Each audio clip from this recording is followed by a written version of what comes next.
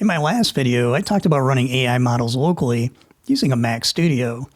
The video did pretty well, but I started to get a lot of questions, especially from friends and family, who were asking how these models actually work. So today I'm going to take a step back from the hardware and try my best to explain how large language models work as simply as possible. Alright, let's start from the beginning. Let's say we have the sentence, "The highlight of the meal was the..." What a large language model does is predict the next word, and then it predicts the next word, and then the word after that, until it reaches a special token called an end of sequence, or EOS. And at that point, it's done. But before we start predicting, we have to break up the words into smaller fragments called tokens. In this case, we have 8 tokens. To predict the next one, we have to find the context, and with only 8 available, there isn't a lot of information. We know there's a meal, and we want to understand the significance of the meal, the highlight. What if we increase the number of tokens to 12? This gives us a lot more information to make a prediction. I mean, the next word could be about the wedding cake, or maybe the highlight wasn't about food at all. Maybe it was the best man's speech. So the more tokens, the more meaning you can extract.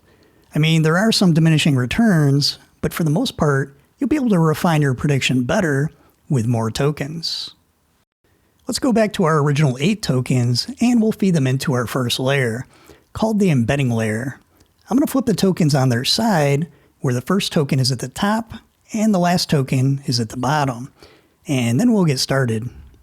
Every token has an identifier that maps to something called an embedding vector. Now, this is really important. Before your eyes start to glaze over from all the numbers and abstraction, let me just say this.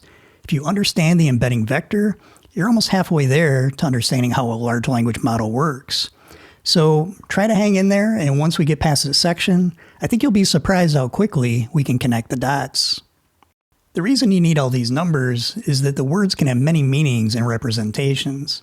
For example, the word light can be a noun or a verb, or an adjective depending upon its context. It can mean the light from an LED bulb, or a weight, as in light as a feather. So all these numbers are kind of like the default values for that word. Each number in the vector is an attribute associated with the word, and those attributes are called features. Now, there are a few important things I want to point out. Number 1, these numbers are immutable. They don't change. Also, if you look at the words the, they all have the same vector values. So the vector and the word are essentially the same thing. Finally, the last token is very, very important. It's the only one that can be used to predict the next word.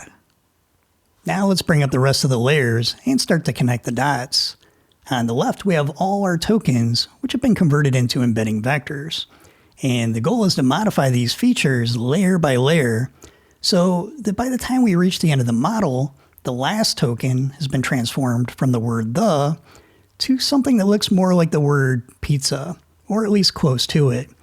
We then select pizza as the next token, then add it to our context, and repeat the process until we reach that end of sequence token that I mentioned earlier. And that's how a large language model works at a high level. Next, let's dive a little deeper, starting with the transformer block.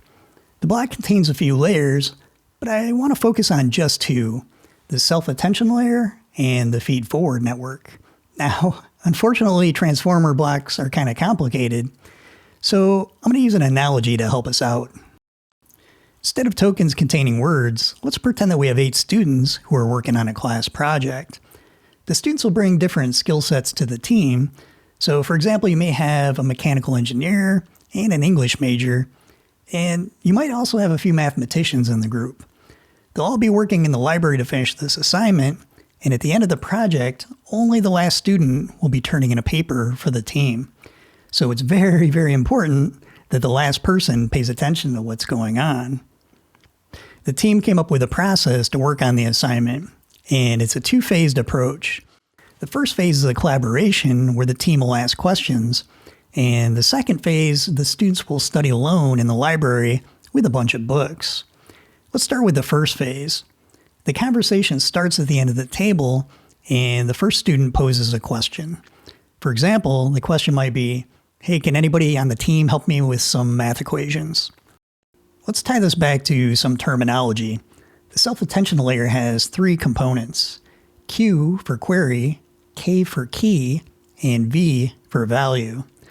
The student asking a question would be equivalent to Q. Everyone at the table thinks about whether that question is relevant to them. That relevance would be K for key in the attention layer. Based on how relevant the question is to them, they create a score. Now, if that score is high, they decide how much information they should incorporate from the person asking the question. This would be V for value in the attention layer. So let me try to make this a little more clear. The person asking the question, Q, was asking for math help. So the mathematicians on the team who matched the request, and that matches K, would remember or incorporate that this student needs math help, and that's the V part. There is one subtlety that's kind of important. You see, after each person poses a question, they're kind of checked out and not really paying attention to future questions. So they're waiting for their turn, listening to what's going on, but then they kind of zone out after they give their own question. I guess it's kind of like a stand-up meeting. What this does indirectly is pushes all the context down to that last token. And that's really important because it's the last token that will be predicting the next word, or in the case of this analogy, turning in the paper for the assignment. So to recap, the token poses a question, Q. The other tokens see how well their own features match that question. This is K. They create a score based on that match, and then decide how much to update their embedding vector based on how well they scored.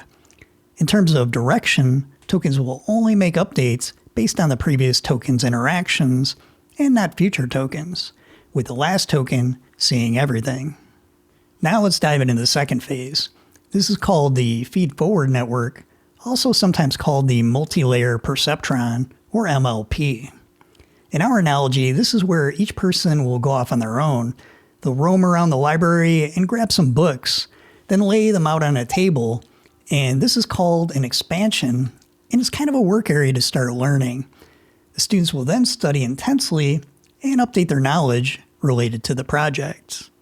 So that's the first day. The team collaborated together, then worked independently in the library. And this would be equivalent to one transformer block. But that first day wasn't enough, so they decided to repeat this for a few more days. And by a few more days, I mean anywhere from 50 to 100. That's how many transformer layers some models have. So again, let's recap. They're collaborating, and the net effect is the information is flowing down to that last token. Then they break off and study alone, and this happens again and again until that last token is loaded with knowledge and context. Finally, let's talk about the last layer of the model, called the language model head. At this point, our vector for the last token has transformed and looks similar to the tokens for pizza or salad.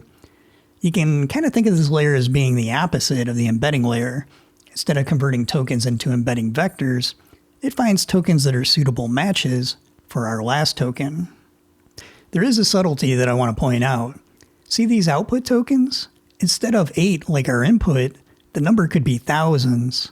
Imagine every single possible word you could use to write a book, and then order them by the words most likely to come next. So this might beg the question, which token do you choose? Do you just grab the top one? And the answer is, it depends. There are a few approaches. If you've ever played around with the settings of a model, you might have noticed a property called temperature. What this does is change the distribution of the output tokens, and setting it close to 0 makes the distribution more pointy, which makes it more deterministic, which is to say it'll choose the top token. And this is called a greedy selection. Setting it closer to 1 will flatten the distribution out, which makes the selection more random. You might also have other options. Top K allows you to grab a subset of the top tokens, so in this case we'll grab the top 3 and then roll the dice to make a selection. Top P selects a token based on how confident the model is with its selections. So for example, if the last vector is very similar to the output tokens, then it will prefer those selections. In practice though, you often see a combination of temperature, top P, and top K. Before I wrap things up, I want to go back to the feed-forward layer and look closely at a single neuron. Now, this is by far my favorite layer, and I want to explain what makes it so interesting. So let's zoom in and take a look. Okay, I know this looks a little complicated, but don't worry, it's really not that bad. To make things easier, I'll start with a simple example. Let's say we want to predict if a person has diabetes based on some inputs. Let's use two inputs, blood glucose levels and body mass index, or BMI. Based on those inputs, we need to figure out if the person has diabetes or not. So let's say blood glucose levels are better at predicting diabetes than BMI. In that case, the weight would be higher and BMI's weight would be lower. The bias is optional, but you can think of it like this. In the general population, only about 12% of the people have diabetes. So all things being equal, without any inputs, you could just guess that a person doesn't have diabetes, and you'd be about 80% correct in a random sample. So the bias is a way of adjusting for that. To bring all inputs and parameters together, we can run this equation. It's pretty simple. You just multiply each input by the weight and add them together. Then you add in the bias, if there is one. That gives us a numeric value, and this half of the neuron is called a linear. And you'll often hear about linear and nonlinear parts of a model, and this is what they're referring to.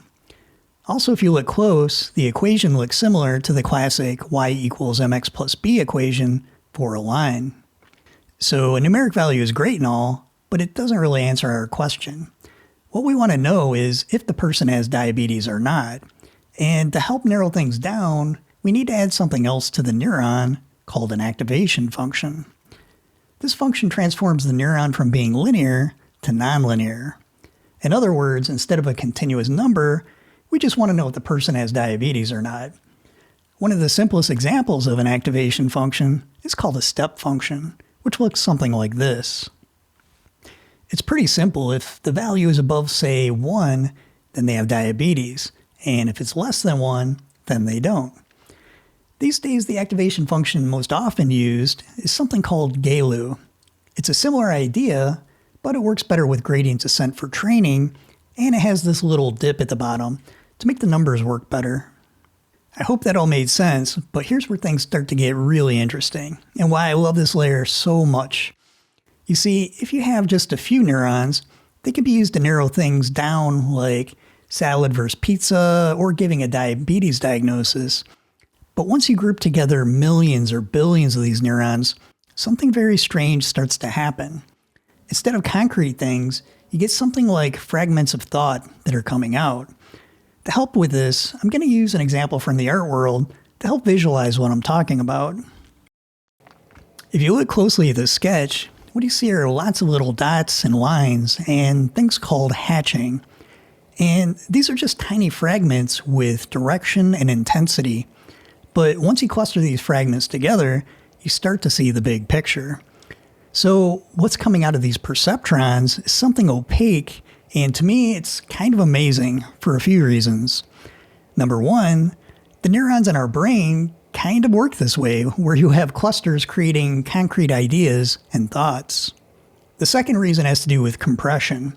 I have local models that are 8 gigabytes in size, and these are pretty small models, but I can ask them almost anything.